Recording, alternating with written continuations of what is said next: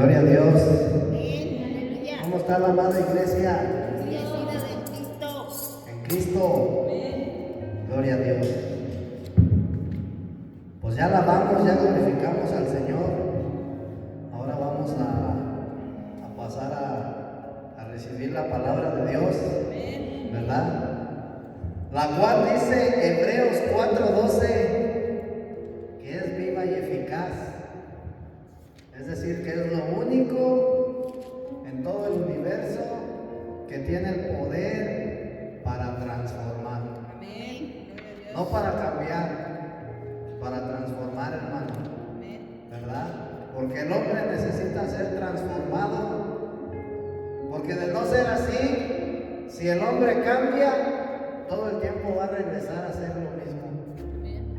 Pero si el hombre es transformado, hermano, nunca más va a volver a ser el mismo. Entonces ese es el propósito, ¿verdad?, de la palabra de Dios. Padre, te damos las gracias en el nombre poderoso de Jesucristo en esta hora, por el tiempo que nos permites estar reunidos en esta congregación, en esta tu casa de oración, como cuerpo de Cristo, Señor. Te pedimos que en esta hora, Señor, tú nos alimentes por medio de tu palabra, tú nos disciplines, Señor, si es necesario, por medio de tu palabra, que seas tú, bendito Dios Todopoderoso, quien nos sigas edificando, quien nos sigas formando por medio de tu palabra, el carácter de Cristo, amado Dios Todopoderoso, en el nombre de Jesús. Amén. Gloria a Dios. Gloria a Dios, hermano. ¿Alguna vez, hermano, te has preguntado por qué estás en este mundo? ¿Qué estás haciendo aquí? ¿A qué viniste? ¿Cuál es el propósito por qué naciste? Son preguntas, ¿verdad?, que a veces en algún momento de nuestra vida nosotros nos hemos hecho. ¿Verdad? ¿Qué estoy haciendo aquí? ¿A qué vine a este mundo? ¿Verdad? Y muchas de las veces creemos, hermano, aún estando en Cristo, creemos que a este mundo se viene a ser feliz. ¿Verdad?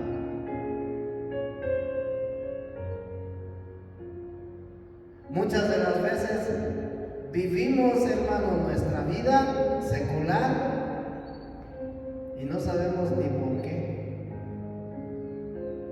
Entonces, la vida humana es un misterio.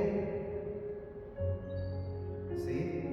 Un misterio que dice el apóstol Pablo en el libro de Efesios capítulo 3, que es un misterio, ¿verdad?, que no se ha sido revelado, hermano, en otros tiempos. Pero por medio de la Escritura, tú te vas a dar cuenta el propósito por el cual tú naciste y veniste a este mundo. Tú te vas a dar cuenta, hermano, por medio de la palabra de Dios, de la revelación que te dé el Espíritu Santo, cuál es el propósito, hermano, por el cual el día de hoy, ya como creyente converso, Dios permitió que tus ojos volvieran a ser abiertos.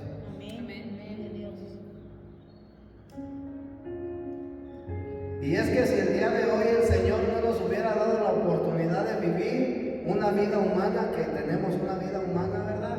Aparte tenemos una vida espiritual, pero si Dios no nos hubiera dado la oportunidad de vivir una vida humana, el día de hoy tú no pudieras experimentar a Cristo. El día de hoy tú no pudieras postrarte ante Él, adorarle, glorificarle. El día de hoy tú ya no pudieras elevar una oración, ¿verdad? El día de hoy ya no tuvieras la oportunidad de seguir siendo transformado para que el propósito de Dios se siga llevando a cabo en tu vida, ¿verdad? Entonces es importante, hermano, que nosotros como creyentes sepamos la existencia ¿cuál es el propósito de la existencia del hombre? A veces creemos, hermano, que Dios lo único que nos quiere dar es su salvación. Y aún ya cuando estamos en el Señor, nos seguimos esforzando, hermano, por ser salvos. Nos seguimos esforzando por no pecar. Mira, hermano, te voy a decir una cosa. La Biblia dice, esfuérzate y sé valiente. ¿Verdad? Pero no dice que te esfuerces en no pecar. Dice, esfuérzate y sé valiente.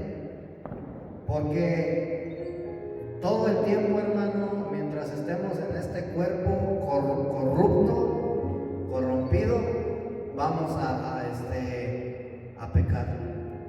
Todo el tiempo vamos a tener deseos, ¿verdad? Todo el tiempo vamos a seguir en el cuerpo fallando a Dios. ¿Verdad? Entonces, ¿por qué la Biblia dice que nos esforcemos? ¿En qué manera tenemos que esforzarnos nosotros? Dice, no pecar más. Pero estamos en un cuerpo pecador, hermana. Yo le aseguro que usted puede conocer a los mejores pastores, predicadores en todo el mundo, siguen fallando a Dios. De una o de otra manera, pero le siguen fallando a Dios. Porque en ellos hay una vida humana todavía. Hay una vida, hermano, hay un cuerpo que todo el tiempo desea. ¿Verdad? Es imposible, hermano, que nosotros estemos en esta vida, en este cuerpo, y ya no fallemos. Es imposible. Entonces, cuando la Biblia dice, esfuérzate y sé valiente, en lo único que yo me tengo que esforzar, hermano, y en lo único que me tengo que preocupar es por conocer más del Señor, por experimentarlo más todos los días. Tengo que esforzarme ya no para ser salvo, sino para poder ser un verdadero hijo, legítimo heredero de la gloria de Dios. ¿Verdad? Porque salvo ya fui. Desde el momento en que tú fuiste justificado, fuiste salvo. Ahora te tienes que esforzar, ¿sí? Para que Dios pueda llevar a cabo la obra transformadora en tu vida. Porque la salvación, hermano, no va a solucionar ese problema. Dios te justificó, quiere decir que ya no hay de qué se te pueda hacer culpado. Pero todavía estamos en un cuerpo corrompido y esta naturaleza tiene que menguar. Y ahí es donde yo me tengo que esforzar. ¿Verdad? Entonces,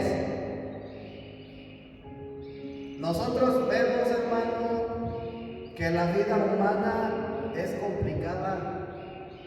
La vida humana, hermano, es un misterio, ¿sí? Y muchos no sabemos, hermano, conociendo del Señor o no conociendo del Señor, no sabemos qué hacemos en este mundo. Amén. Entonces, dice el libro de Génesis,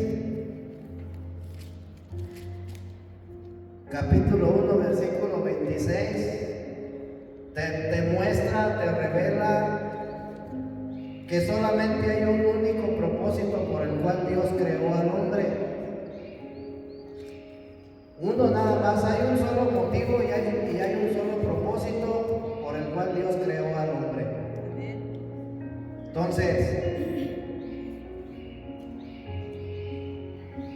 Entonces Dios dijo, hagamos al hombre a nuestra imagen, conforme a nuestra semejanza, y ejerza dominio sobre los peces del mar, sobre las aves de los cielos, sobre el ganado, sobre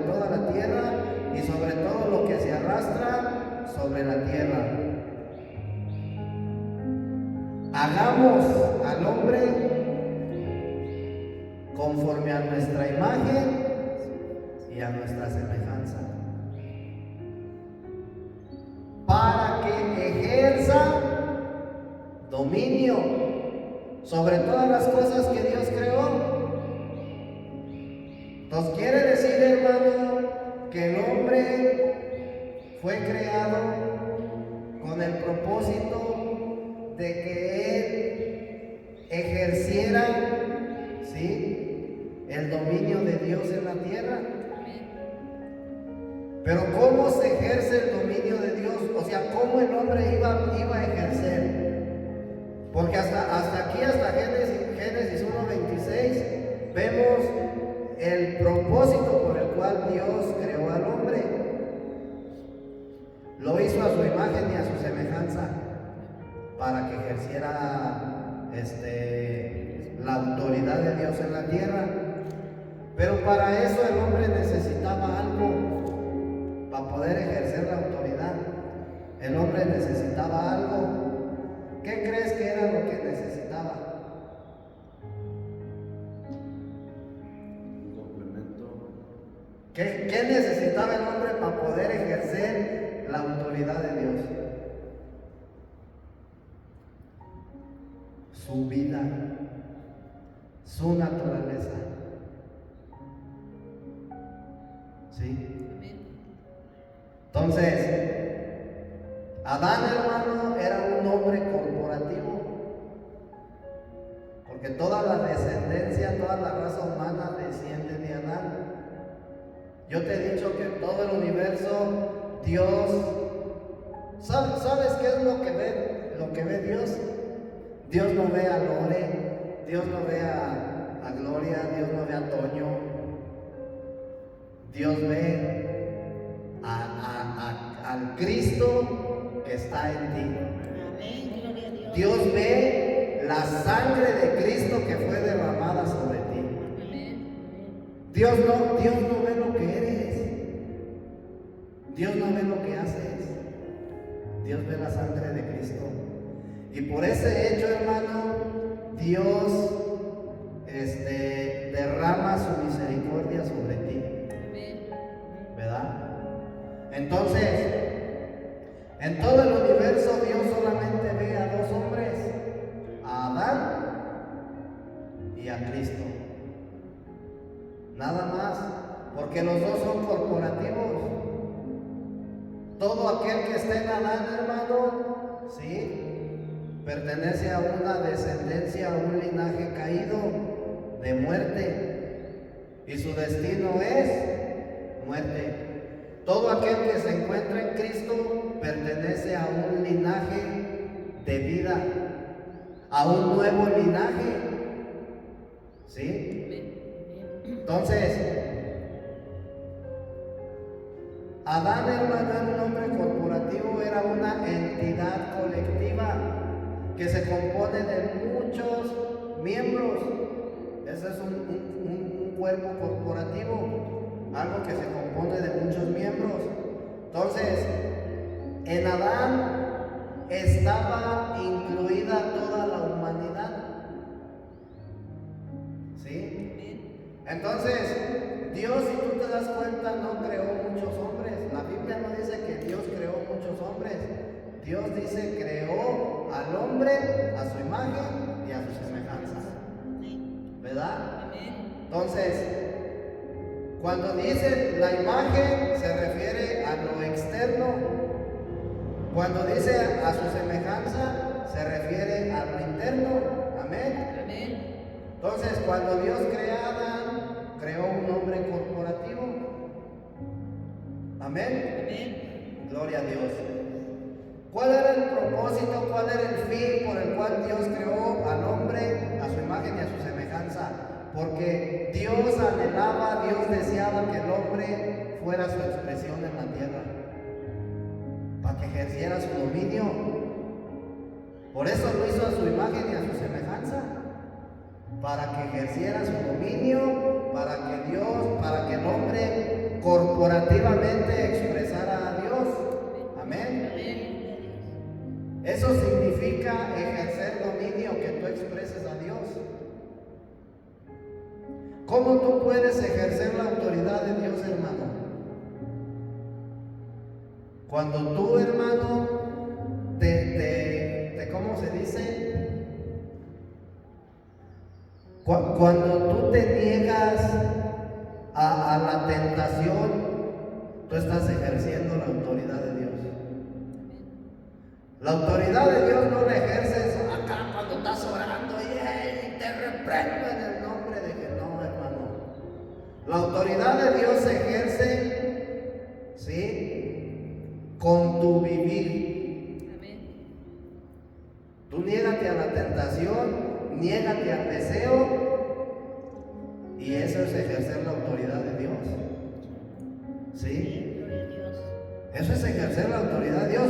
Dios te ha dado autoridad, y esa autoridad la tienes que vivir. No hablar, vivir. Entonces, si el día de hoy, hermano, yo me enojé así mucho y tengo ganas de maldecir a aquella persona, negarme a ese deseo es ejercer la autoridad de Dios. Ay, es que ya fulano me la hizo, ahora me las voy a cobrar. ¿Sí? Negarme a eso es ejercer la autoridad de Dios. Entonces, Dios anhelaba que el hombre ejerciera su autoridad en la tierra. Y el hombre, al ejercer la autoridad en la tierra, la autoridad de Dios, iba a tener el dominio. ¿Sí? Iba a tener el dominio. Entonces, cuando una persona, hermano, ejerce la autoridad de Dios sobre una situación, sobre un problema cualquiera que sea, tiene el dominio. Dios tiene el dominio, porque su autoridad está presente, su autoridad está siendo ejercida, su autoridad está siendo puesta en práctica. Amén. Ahora,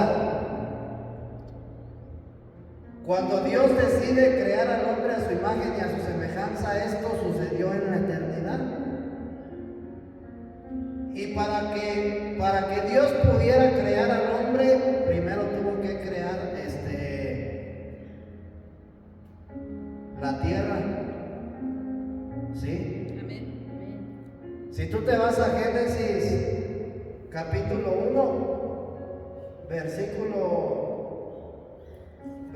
¿qué es? 1.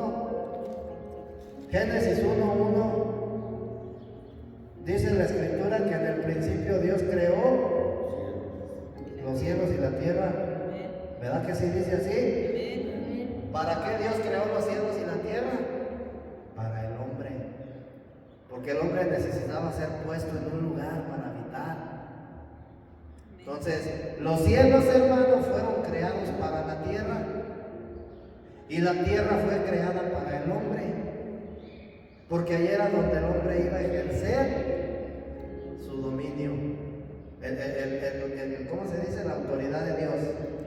Ahora, cuando el hombre, para que el hombre ejerciera la autoridad de Dios, Dios le dio una instrucción.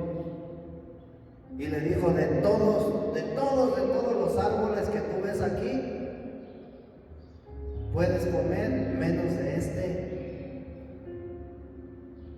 Porque el día que tú comas de ese árbol vas a morir. Te vas a apartar de mí. No se lo digo con estas palabras, pero eso significa muerte. Morir, hermano, significa apartarse de Dios.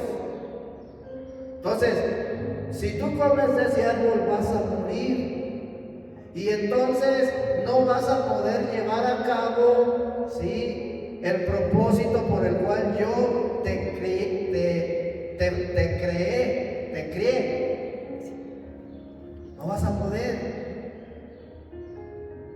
Entonces, muchas de las veces, hermanos, nosotros como cristianos queremos tomar el control de las cosas, ¿verdad? Queremos tomar el control de la situación, pero como no ejercemos la autoridad de Dios, la situación termina tomando el control de nosotros. ¿Qué es lo que sucede? Fracaso. Todo sale mal. Dejar que Dios tome el control es que tú ejerzas la autoridad de Dios sobre la situación, para que sea la autoridad de Dios quien tome el control de la situación. Amén. Entonces el hombre come del árbol de la ciencia del conocimiento del bien y del mal, árbol del cual no tenía que comer. ¿Qué sucedió? Que la naturaleza de Satanás, el gen de Satanás, su genética, se introdujo en el hombre. Y el hombre no puede cumplir el propósito por el cual fue creado en el huerto del Edén. Entonces lo que Dios hace es, ¿sabes qué? Pues vas para afuera. Vas para afuera. Y le dice, y dice el Señor, voy a tener que proteger el árbol de la vida. No vaya a ser que el hombre extienda su mano y también coma de ese árbol y muera para toda la eternidad.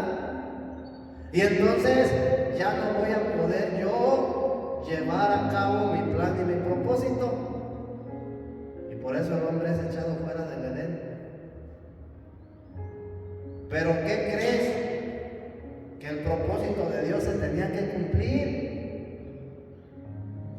Y por eso Dios envió a su Hijo unigénito para que todo aquel que cree en Él no se pierda, mas tenga vida eterna.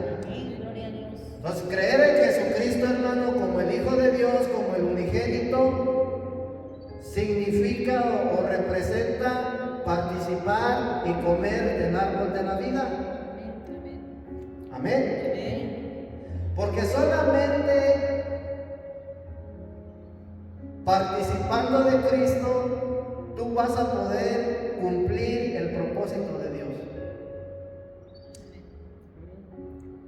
Mira, te voy a decir una problemática, hermano, que hay en el cuerpo de Cristo, en la iglesia. Inmadurez.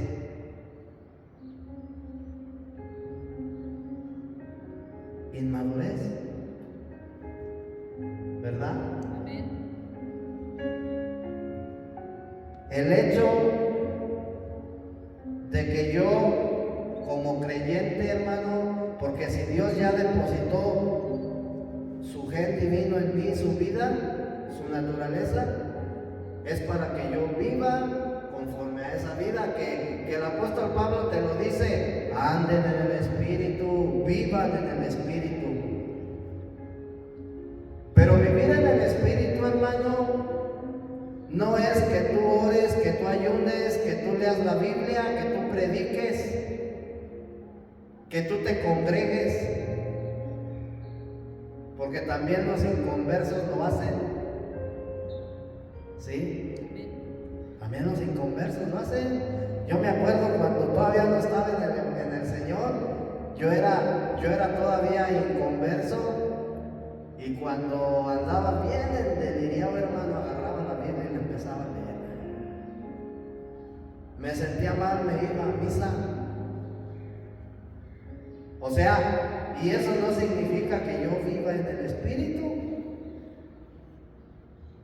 Vivir en el Espíritu, hermano, es que tú vivas sometido a la autoridad de Dios, porque Dios es una autoridad.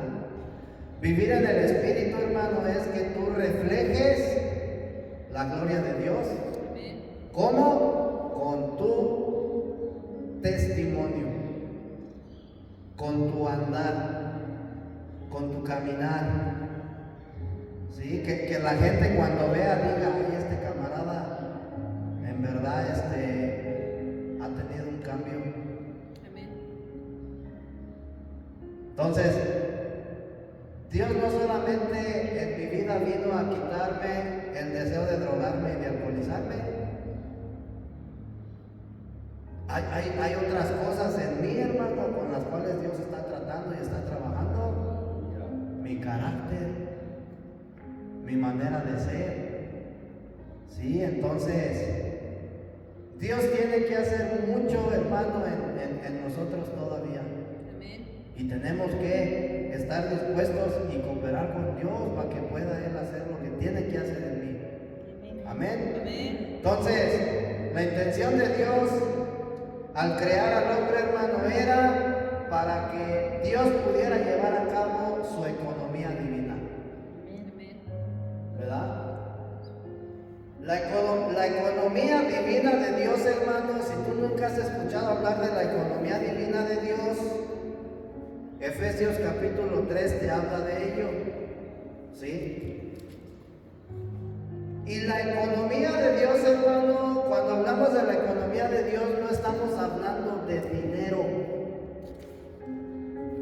Estamos hablando del propósito de Dios. Amén. Amén. Entonces, Dios quería, Dios hizo al hombre a su imagen y a su semejanza, porque Dios anhelaba, ¿verdad?, llevar a cabo su economía por medio del hombre. Amén. Amén. ¿En qué consiste la economía de Dios?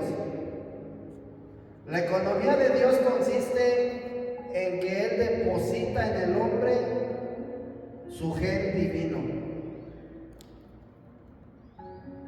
para que el hombre pueda ser hijo de Dios. Porque si no hay un gen depositado en aquella persona, hermano, no puede ser hijo. Lo que hace que mis hijos, o sea, lo que da derecho de que ellos sean mis hijos, es mi gen. Te haces un ¿cómo se llama? Estudio pero ¿cómo se llama? De ADN.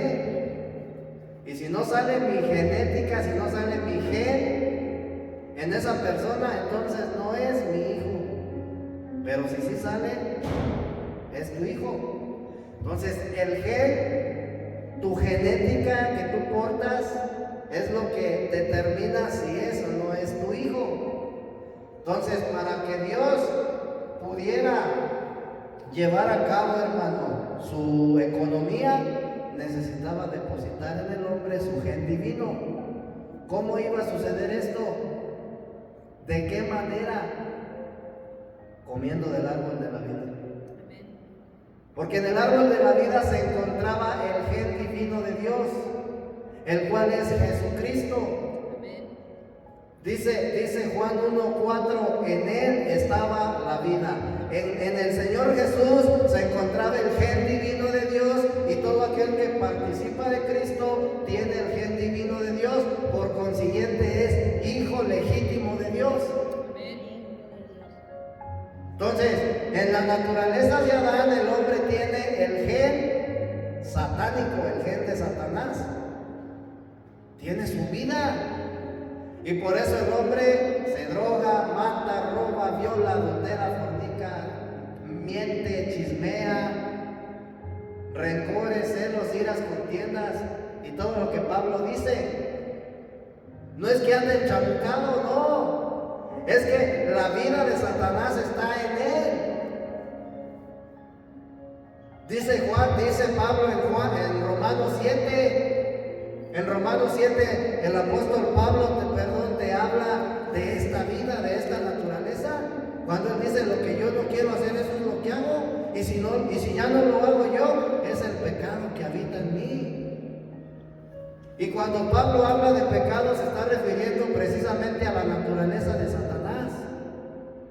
Entonces, el propósito de Dios, después de que el hombre come de este árbol del cual no tenía que comer, ¿qué hace Dios? Lo saca del huerto del Edén, para que el hombre no comiera del árbol de la vida. y no participara de esta naturaleza por toda la eternidad. Entonces, ¿qué es lo que quiere hacer Dios? Dios, cuando tú eres llamado, hermano, cuando Dios toma la decisión y te elige para hacerte el llamamiento en tu vida, ¿sí?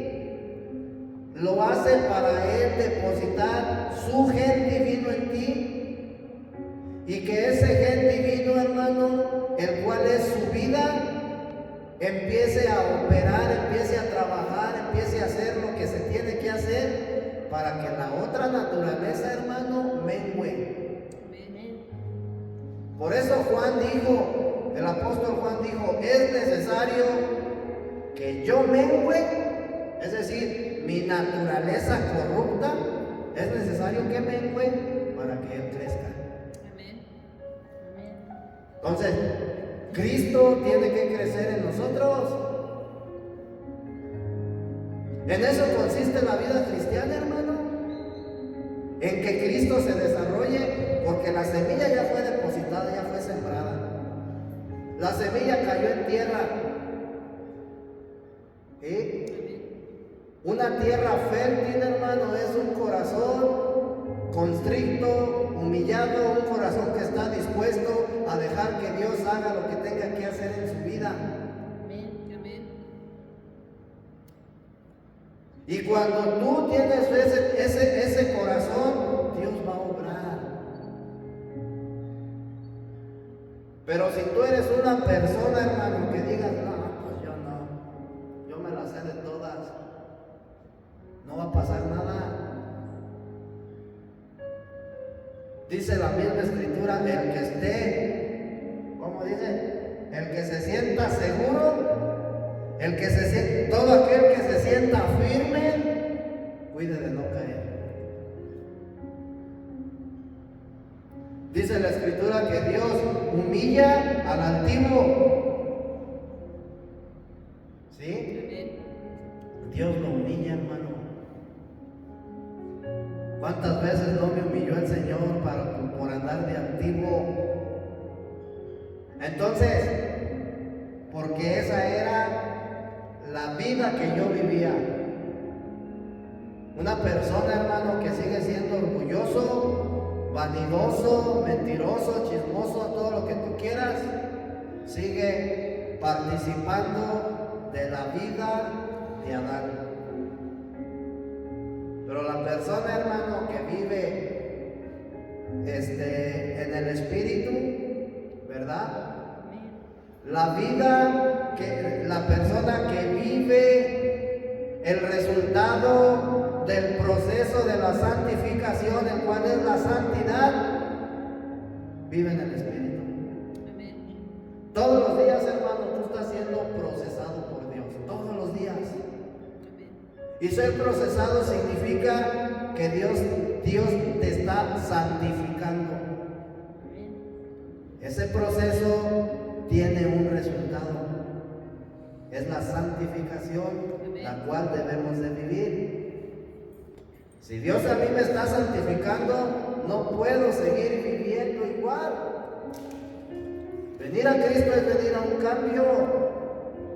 No nomás es venir a llenarme de conocimiento. Practicar. Vivir a Cristo. Pablo decía, mas ya no vivo yo, ahora Cristo vive en mí. Pablo vivía a Cristo, Pablo lo expresaba, Pablo era luz en medio de la oscuridad. Pablo alumbraba a los que andaban en oscuridad, porque él vivía a Cristo. Entonces, vivir a Cristo, hermano, son hechos, son frutos dignos de arrepentimiento. Se tiene que ver, se tiene que reflejar, se tiene que demostrar. No nomás es de palabra, yo soy cristiano y sigo viviendo como cuando andaba en el mundo, y lo único que estoy haciendo es ser tropiezo para los que tienen el deseo de cambiar. ¿Qué es lo que hacen? ¿Y así quieres que yo vaya a la iglesia? Mira cómo te portas.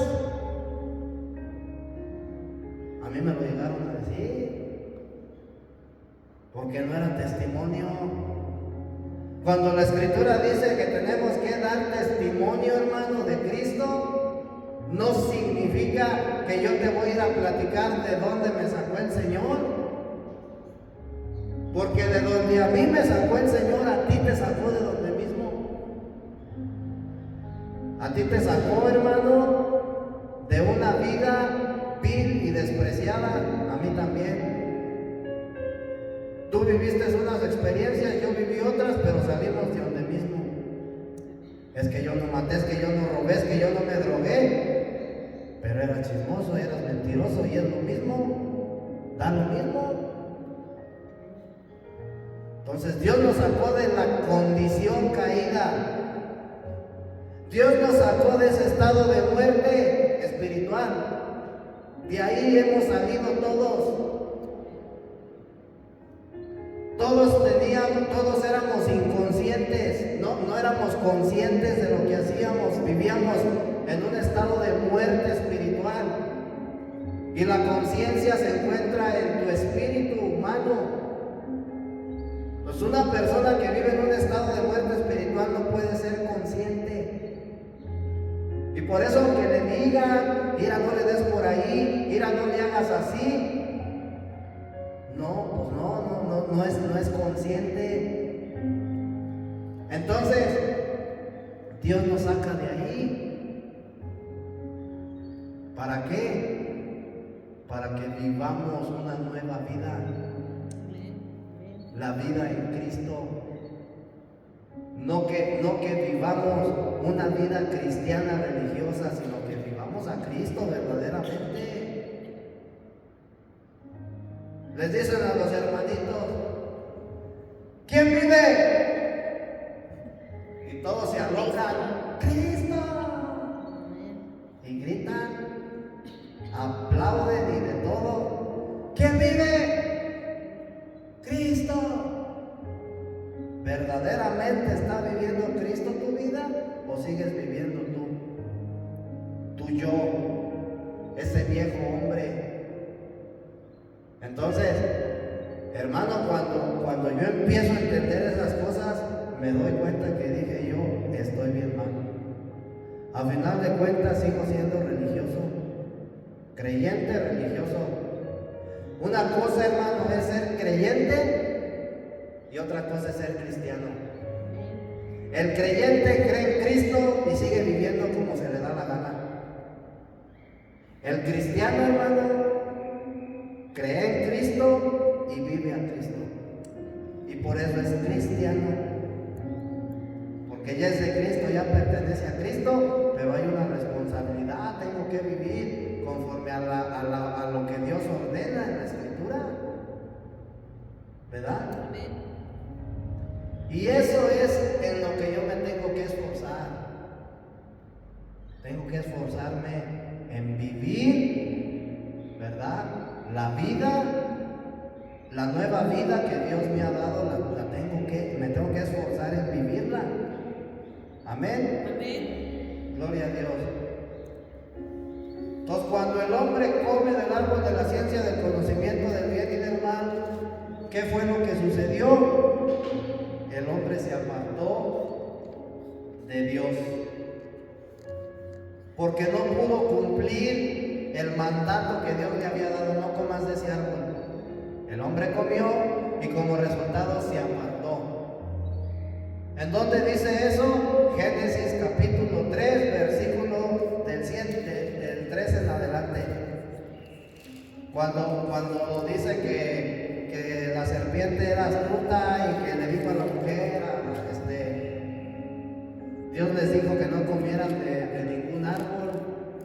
No, Dios nos dijo que de este no comiéramos, porque ya, ¿sí? Entonces después dice, por ahí como en el versículo 9, que cuando el hombre comió de ese árbol, sus ojos fueron abiertos. Y al ver que ellos estaban desnudos, o sea, sus ojos fueron abiertos y tuvieron conocimiento del bien y del mal. Y enseguida se escondieron detrás de un árbol, de una higuera. Y dice que se hicieron, ¿cómo se llama esto? Taparrabos. Sí, pues con hojas. Con hojas del árbol. Y dice que Dios entró al huerto del Edén y les dijo, ¿dónde están? Porque ya se habían apartado de Dios. Ellos se fueron y se escondieron, se apartaron de Dios, quisieron encubrir su pecado. Entonces, el hombre se aparta de Dios, ¿verdad? Al incumplir el mandamiento que Dios le había dado. Amén.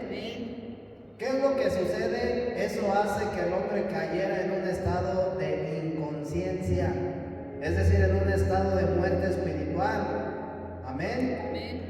Y al caer en un estado de inconsciencia, el hombre ya no pudo cumplir los requisitos de Dios para que él pudiera llevar a cabo el propósito y ejercer su dominio.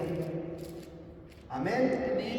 Entonces, ¿qué es lo que sucedió? En esa condición de muerte espiritual el hombre quedó vacío en su interior, porque se apartó de Dios, se apartó de la fuente de vida, quedó vacío. Y por eso el hombre, hermano, todo el tiempo busca llenar ese vacío existencial que hay en él a través de las cosas que el mundo te ofrece.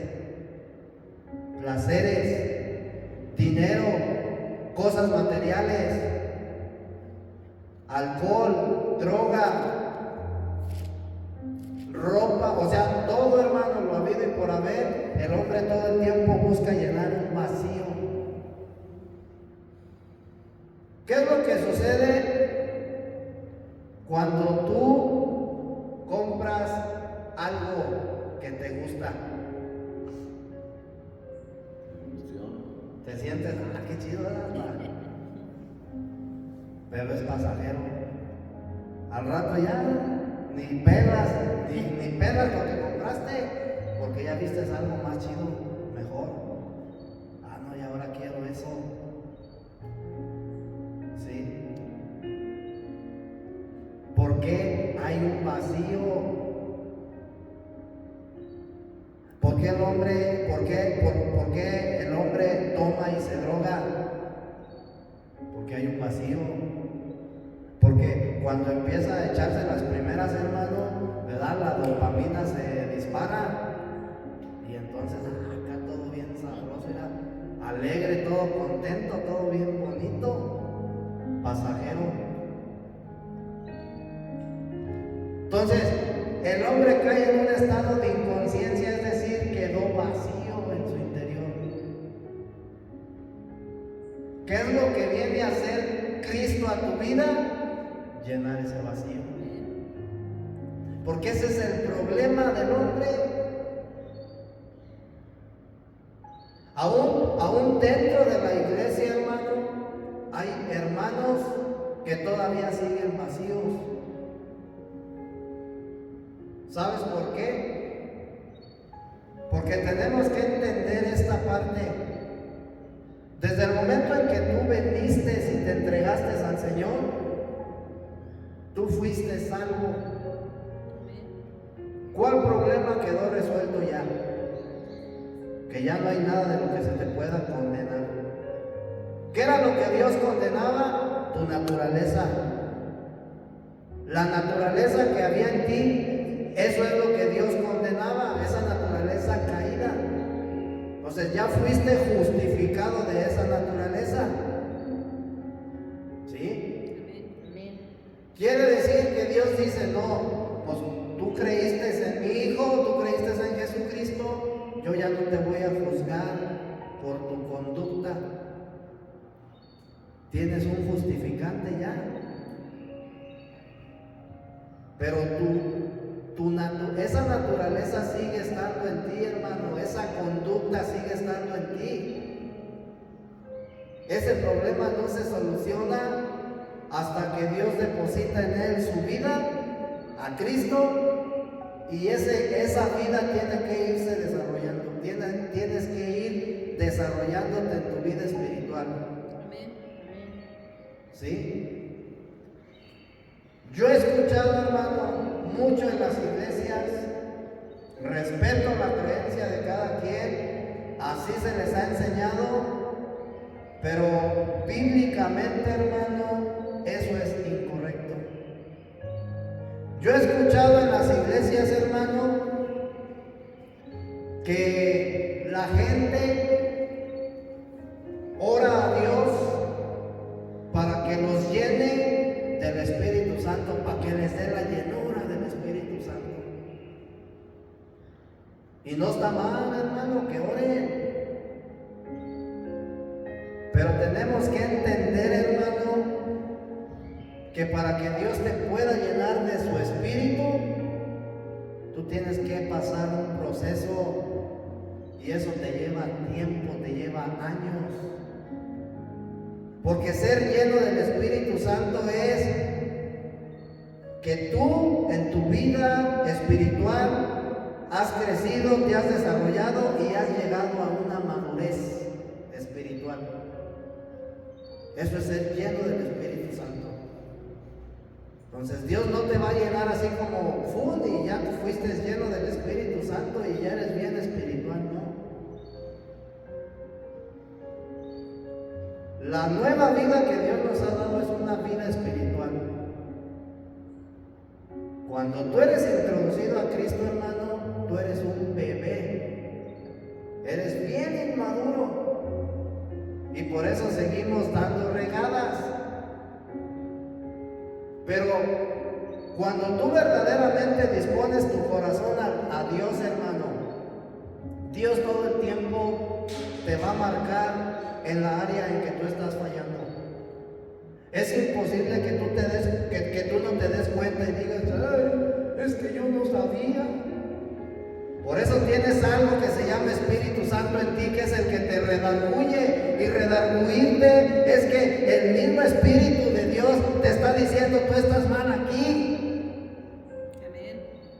Te está redarguyendo. ¿Qué tengo que hacer yo? Cooperar con Dios. O sea, hay un dicho en el mundo, hermano, que tiene mucha razón. Ayúdate que yo te ayudaré. Entonces, no, Dios no va a hacer todo el trabajo, hermano. Dios necesita que tú estés dispuesto a querer renunciar, ejemplo, a ese comportamiento. El propósito o lo que hace la vida que Dios ha depositado en ti es hacer la obra. Pero tú tienes que estar dispuesto. Un ejemplo, te voy a poner un ejemplo, hermano. Yo era bien celoso. Yo celaba bien harto a mi esposa, aún estando en el Señor.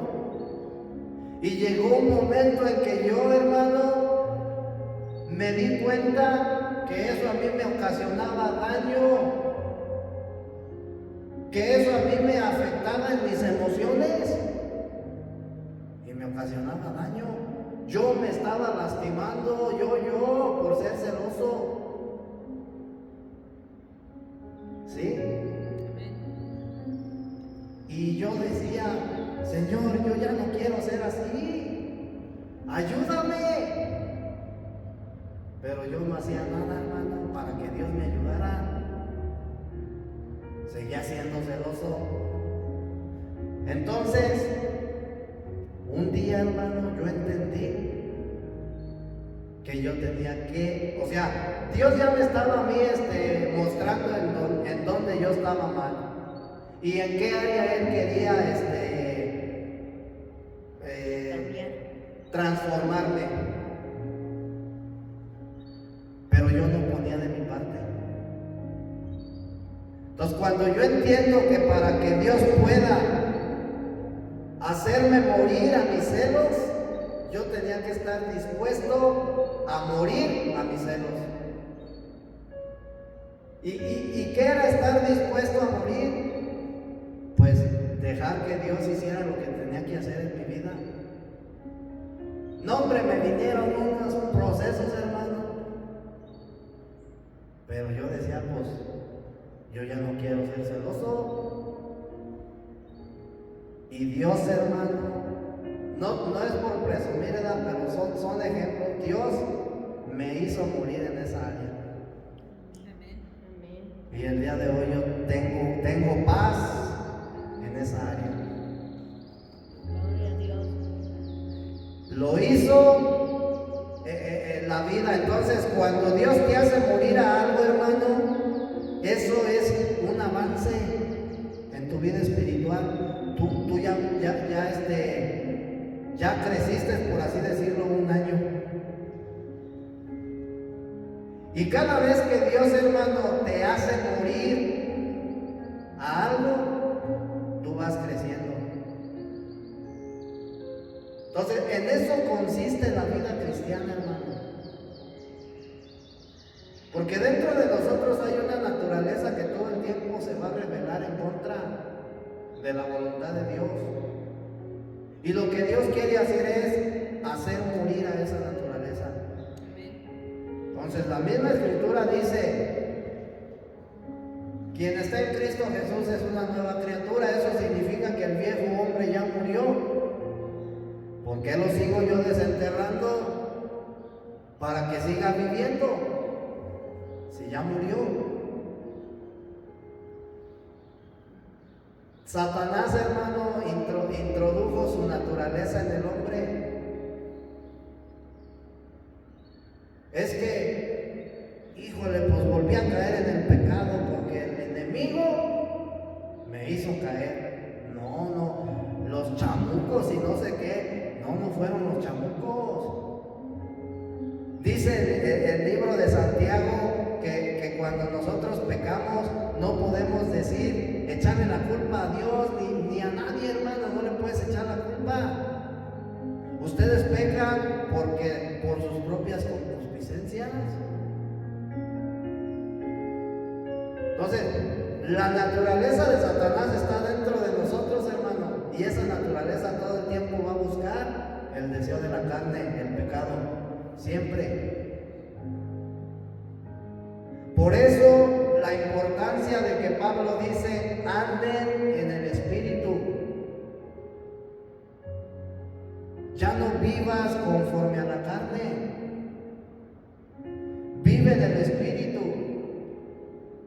Vive en esa vida en la cual tú te vas desarrollando, porque la otra ya está bien desarrollada. Ya somos unos viejos en esa vida caída, en esa vida natural, ya envejecimos. Pero en lo espiritual, hermano, en la nueva vida que Dios nos ha dado, somos bien niños, somos bien inmaduros. Y por eso seguimos haciendo berrinches a veces. Por eso a veces me sigo dejando llevar por mis emociones, porque no he dejado que el Espíritu Santo, que esa vida tome el control de mí. Entonces, lo que Dios quiere hacer en nosotros es que nosotros participemos de su economía. Participar de la economía de Dios es que tú participes de su vida y de su naturaleza. Amén. Ahora, dice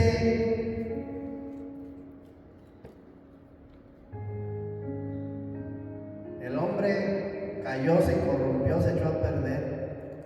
Y Dios nunca dijo: no, pues ya lo vamos a dejar así, ¿verdad? Dios tenía un plan. Y su plan, aunque el hombre fue echado fuera del huerto del Edén, el plan de Dios seguía. Entonces dice Efesios capítulo 3, versículo 8.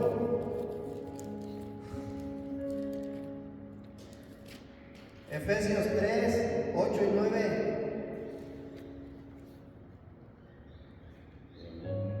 Dice el apóstol Pablo: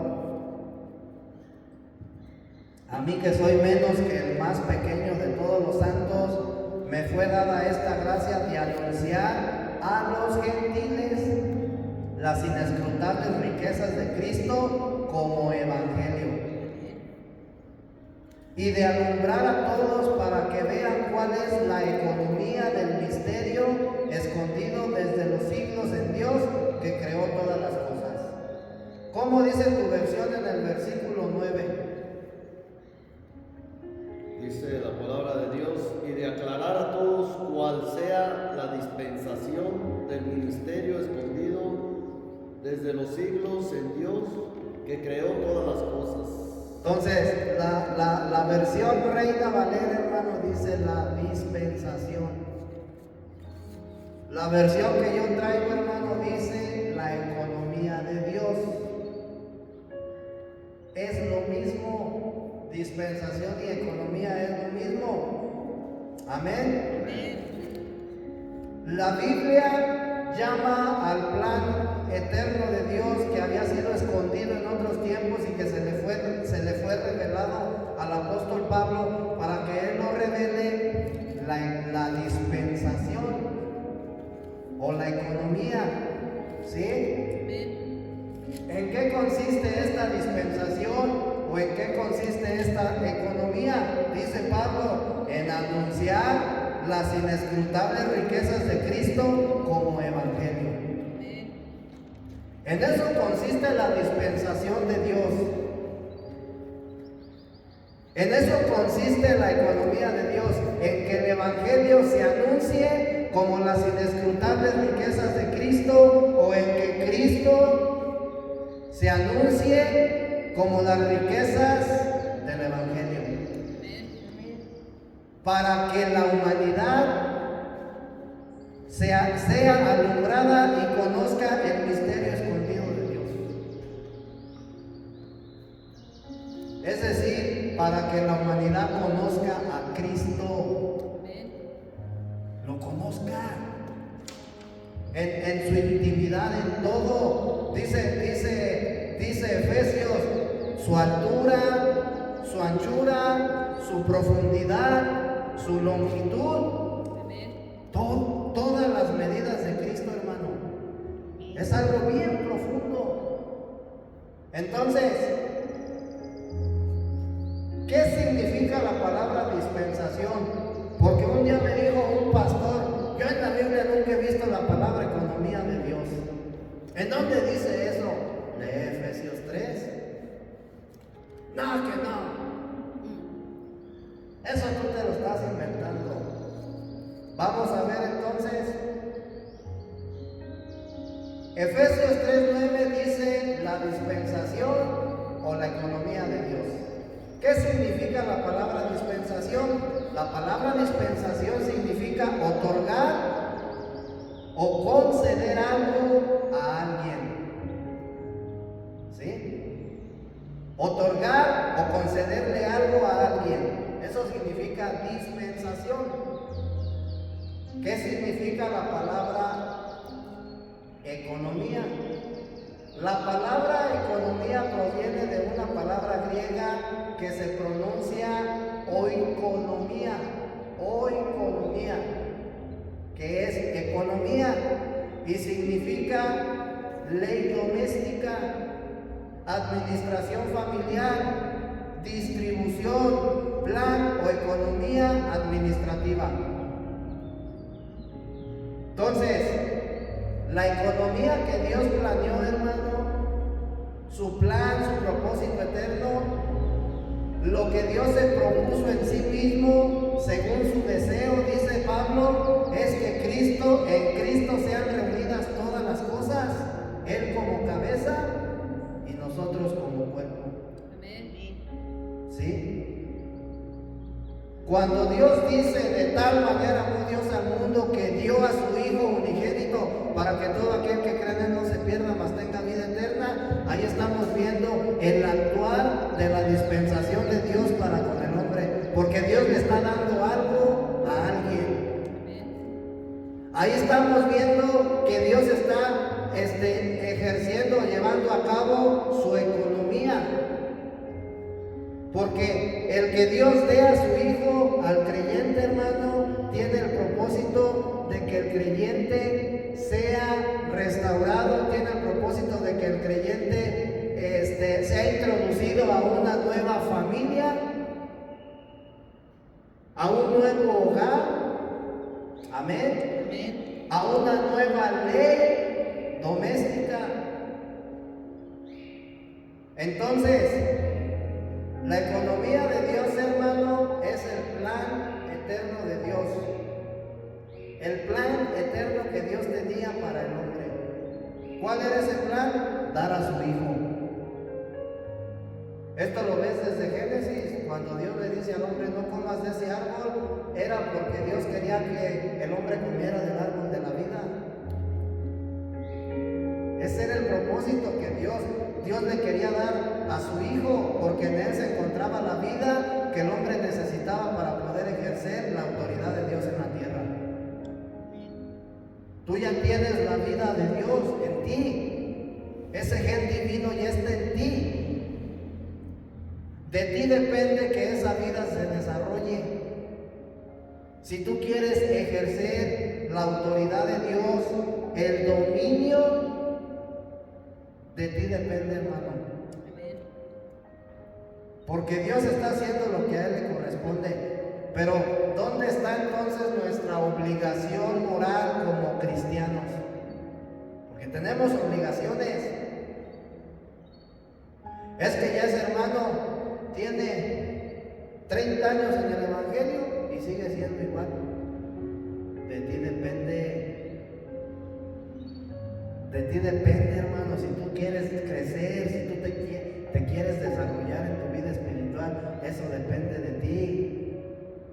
Dice que unos plantan, otros riegan, y Dios es el que da el crecimiento. Sí, pero depende de mí. Si yo dejo que Dios me procese y que de esa manera yo crezca, yo tengo que poner de mi parte. Amén. Por eso yo te decía en un principio que en algún momento de mi vida yo entendí que no tenía que brincarme los procesos de Dios. Es como si tú quisieras pasar de primero a quinto, hermano. Tiene que haber un proceso, de primero a quinto tiene que haber un proceso. ¿Qué te va a costar ese proceso? Berrinches, regaños, porque no quiere ir a la escuela, porque tu mamá te levanta a las 8 de la mañana temprano. Órale, ya párese. Es un proceso. Para llegar a quinto tienes que pasar primero segundo, tercero, cuarto, quinto. Un proceso. Para llegar a viejo tienes que pasar un proceso. Para desintoxicarte tienes que llevar un proceso. Para que el preso salga, tiene que llevar un proceso. Para que el pueblo de Israel pudiera ser liberado de Egipto, tuvo que pasar un proceso.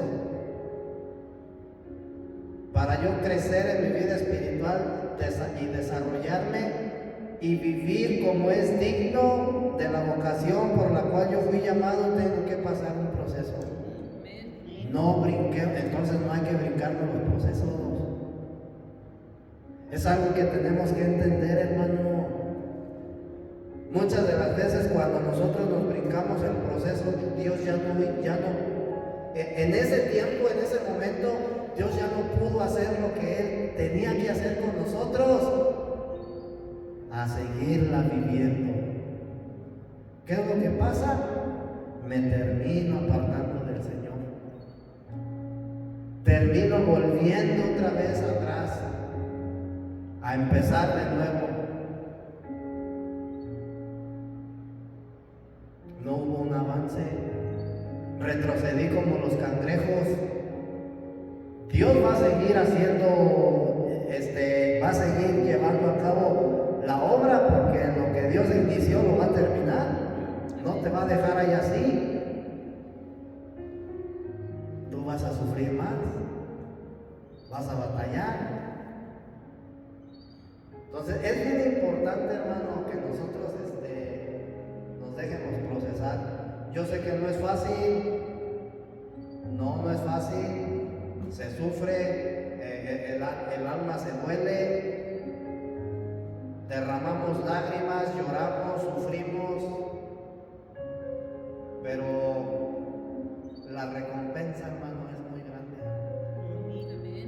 Sí. El día de mañana, hermano, tú vas a poder ser como un espejo que reflejes la gloria de Dios. Y eso es lo que todos tenemos que anhelar.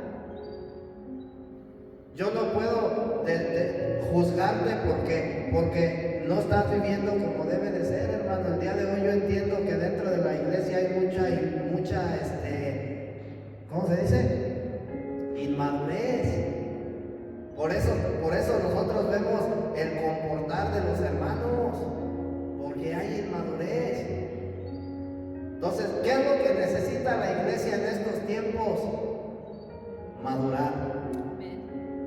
Porque la venida de Cristo, ya para terminar, la venida de Cristo ya está pronto, muy pronto, muy pronto. Y Dios, hermano, viene por una iglesia madura. Dios viene por un pequeño grupo, un remanente de creyentes que verdaderamente se desarrollaron y maduraron en su vida espiritual. Entonces, cuando la palabra de Dios dice que Dios viene por una iglesia sin mancha y sin arruga, no quiere decir que viene por un grupo de personas que ya no pecan, hermano. No quiere decir que ya no viene, que viene por un grupo de personas que ya no le fallan. No, un grupo de personas que llegó a la madurez. ¿Sí?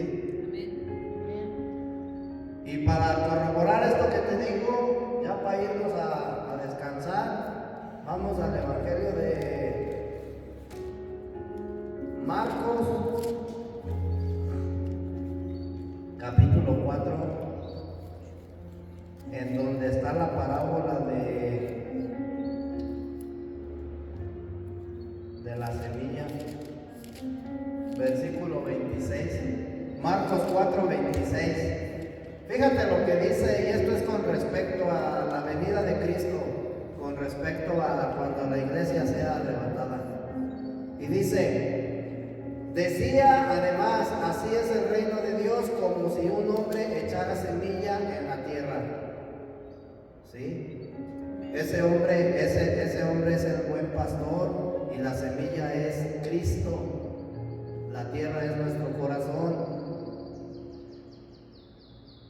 Versículo 27, duerme y se levanta de noche y de día, y la semilla brota y crece sin que él sepa cómo. La tierra lleva fruto por sí misma, primero hierba. Fíjate el proceso, primero hierba.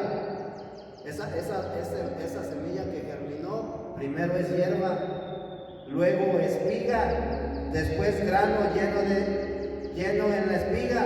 Pero cuando el fruto está maduro, enseguida se mete la hoz, porque la siega ha llegado. Tú no vas a ir a cortar mangos verdes, ¿verdad?, a un árbol. Tú vas a cortar los que ya están maduros. Cristo no puede llevarse a los creyentes de la tierra, hermano, en su venida, a los que son inmaduros. Él se va a llevar a los que han madurado, porque el fruto está listo, está preparado. Entonces, tengo que esforzarme, hermano, por madurar en mi vida espiritual. Queda poco tiempo. Tengo que esforzarme, hermano. Si realmente yo quiero, vámonos. Tengo que esforzarme. Amén. Nos vamos a ponernos de pie. Vamos a darle gracias a Dios. Padre, te damos las gracias en el nombre poderoso de Jesucristo en esta hora, porque tú sigues siendo bueno, Señor, porque tu misericordia, Señor, sigue descendiendo sobre cada uno de nosotros, Señor. Te damos las gracias porque tú nos elegiste en algún momento, Señor, para que tu propósito se llevara a cabo en nuestra vida. Sabemos, Padre, que en el día de hoy en nosotros, Señor, hay defectos muchos defectos, Señor. Sabemos también, Señor, que tú estás haciendo cosas grandes en nuestra vida, aunque a veces no se vea, hermano. Amado Dios, nosotros somos como esos bambús chinos que cuando son plantados por 7 años no crecen hacia el exterior, nada, pero hacia adentro crecen. Y cumpliendo esos 7 años, de repente en una noche pueden crecer hasta 1 metro. Así somos nosotros en este proceso que tú nos estás llevando, Señor. Te pedimos que nos des la fortaleza, Señor, que nos des la sabiduría para llevar el proceso, Señor, que nos permita, Señor, poder ejercer tu dominio, tu autoridad en cada prueba, en cada proceso, Señor, para que tu gloria se vea manifestada. Sigue llevando a cabo, Señor, el proceso de santificación en nuestra vida, amado Dios Todopoderoso. Síguenos transformando, Señor. Sigue llevando a cabo tu obra en el nombre de Jesucristo. Amén. Amén. Gloria a Dios.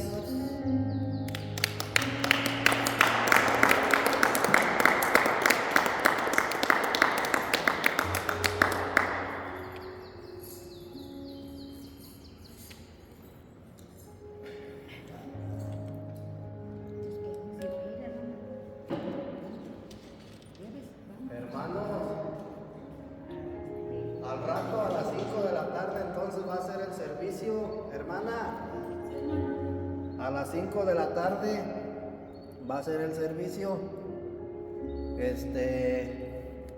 Quien vaya a querer ir, se viene aquí a la casa de la hermana Gloria, porque se le va a hablar a un taxi para que de aquí se vayan en el taxi. Yo lo voy a pagar, el taxi. ¿Cómo ve, hermana?